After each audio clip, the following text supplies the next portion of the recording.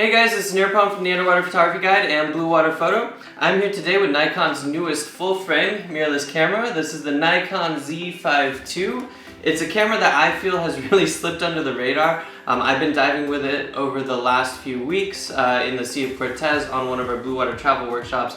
It's been fantastic, and at a price point of $1,700 for a 24 megapixel full-frame camera, it's a pretty amazing device. So I just wanted to talk about my experience with this camera, give you a quick overview on how this compares to the Z6 III, which is probably the next level up, and talk about my experience with it diving underwater. So the Nikon Z5 II, like I said, has a 24 megapixel sensor. It can do 4K 30 frames per second video with the full width of the sensor, but with a 1.5 times crop, it can do 4K 60. It does not have a stack sensor, which is good and bad, which means it has slower readout speeds than the Nikon Z6 III, but it does have a little bit more dynamic range, almost a stop more. So in that sense, it can be good and bad, but for videographers, it's kind of a downside because it does have a little bit of rolling shutter. The readout speed is not super fast, but it does have the same X-Speed 7 processor. So overall, like, shooting speeds are not going to be as fast, burst shooting speeds are not going to be as fast, but what's 11 frames per second versus 14 to 20 frames per second? It's still ultra fast if you're a photographer, especially if you're a photographer with strobes. So in my experience diving with this underwater, it was actually super similar to diving with the Z6 III, and for being about $500 cheaper, it's definitely worth the consideration. A $1,700 price point is pretty amazing for a full-frame camera with this kind of capability. It has all the same autofocus capability and great battery life, great handling, ergonomics. It's slightly smaller than the Z6 III, so overall I've been pretty happy with that. But before I get into the full review, make sure you like and subscribe to our channel. It really helps us out, pushes the video out there for the YouTube algorithm, and it gets other people to see this review. So, like I said, this camera has kind of gone under the radar when it comes to underwater photography, underwater videography. There's only two housing options out right now. We've got a Ikelite Z5 II underwater housing. This is a full polycarbonate housing. And there's also a Nauticam anodized aluminum housing option. I feel like the Ikelite option is very much in line with the sentiment of buyers who are looking at the Z5 II. It's a great overall camera, great overall setup for somebody just getting into underwater photography or leveling up from their APS-C mirrorless camera or even a compact camera, and they want to go in at a decent budget. And why do you want to do that? Well, you want to invest in lenses and you want to invest in underwater lighting, because that's really what changes your underwater photography and your underwater video. So this is the Ikelite housing. There's been a few updates over the years since my original Z6 housing that I got in 2018, I believe. So there's nice rounded edges on the back plate. I know that's not the first thing I should probably mention, but I just really like how it's now kind of beveled and softer than it used to be. There are updated knobs, which are a lot easier to grip with gloves, and in the Sea of Cortez I was wearing gloves the whole time just to make sure I wasn't getting stung by hydroids. There are full button layout. It has full control of the camera. You've got all your controls labeled. You can see inside the housing, so if you ever have a problem, you ever have a few drops of water, you can actually see it accumulating and get to the surface. But for extra safety, there is a vacuum valve. So all you have to do is get the pump with the housing, and then you also have the vacuum pump. It's got a updated internal hot shoe, which allows you to switch from TTL to non-TTL, which is really cool because it used to be that you needed a different hot shoe for both. So that's cool and updated. I've actually installed a charging port over here. So there's a USB-C data and power transfer cable. So you can actually not only download your photos and videos through this port externally without taking the camera out of the housing, but you can also charge your camera as well. And now that is sold separately. You'll find that on our website, or you can ask one of our sales team about it. And yeah, let's see. You've got a nice back button autofocus lever and a normal shutter level right here. Now I put the lever extensions, which makes it really easy to just hit your focus and then shoot. So I really like that about the housing as well. You've got a nice big knob for zooming in and out. which I didn't really need to. I was shooting the Z105 macro as well as the 8 to 15 fisheye, but I left it at 15.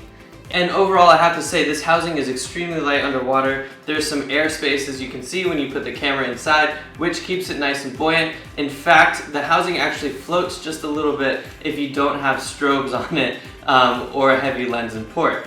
So when I was taking photos of whale sharks while I was in the Sea of Cortez, I could easily just let go of the camera. It would kind of float next to me, so I didn't have to worry about that. And when I was diving and I had the strobes on, it was, you know, a little bit heavy, but not too heavy.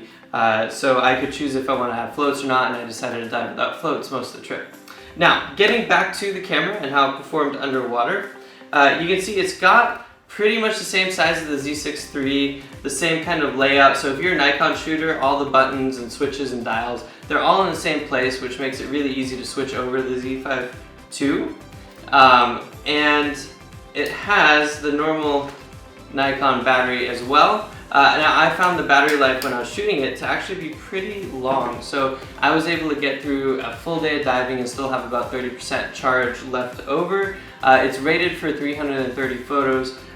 I found that was probably true. I wasn't shooting a whole lot in the Sea of Cortez. I was doing maybe like 100 per dive or less. So I was easily able to get through my whole day of diving and have some left over. So let's talk a little bit more about underwater photographic performance of the Z5 II. Overall, I love the image quality. It's the same 24 megapixel sensor that you see on the Z6 III. I feel like 24 megapixels is the ideal resolution for a full frame camera. It has excellent dynamic range. It works really well if you want to do low light photography, which we're often doing in these dark underwater environments. You get less noise at higher ISOs, which is really ideal for me here in the Pacific Northwest, but also in the Sea of Cortez, where our visibility was a little bit limited on this trip. So I found that the files were very clean. They're really easy to edit. I love Nikon files. I don't know what it is, but the color rendition is very nice, and you don't really need to do too much color editing straight out of the camera, which is really cool. Now, I know all RAW files should essentially edit the same, but there's something about Nikon files that just make it a little bit easier to edit, which is why I've invested in their lenses and into their ecosystem, and that's why I love Nikon cameras.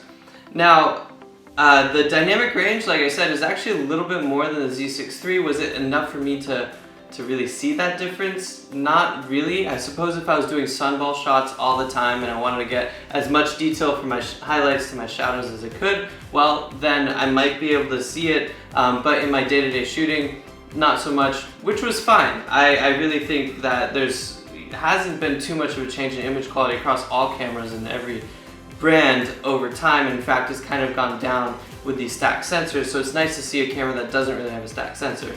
Now, when it comes to autofocus performance, the Z5 II has the same 3D autofocus tracking system that the Nikon Z8 has, that the Nikon Z6 III has, and I was actually kind of surprised about that. I was expecting for a camera at a $1,700 price point, there really wouldn't be something like that, but there is, and it's the same focus system. I can tell it's the same focus system when I'm shooting it. I can basically find a subject, hit my autofocus button, and lock on to wherever I want, and it'll just follow that subject around, whether the subject is moving or whether you're moving when you're underwater, and that is really cool.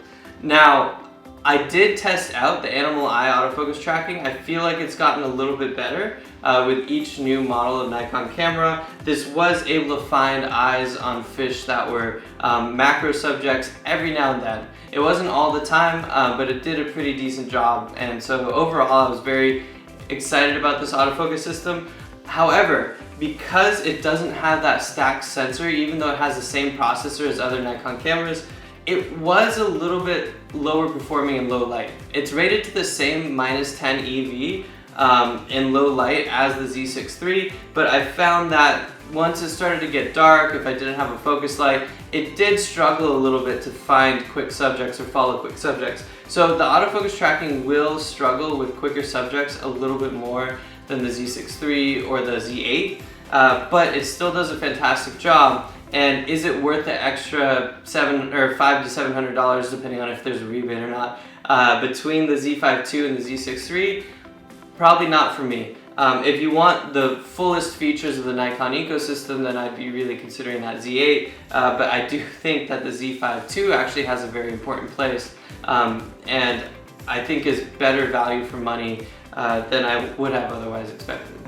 Now, when it comes to underwater video, that's really where the Z5 II kind of struggles. And I can't believe I'm saying that because it's an excellent underwater video camera. But if I'm going to nitpick every little detail, I have to say that the 4K 60 video on this camera is actually with a cropped 1.5x sensor.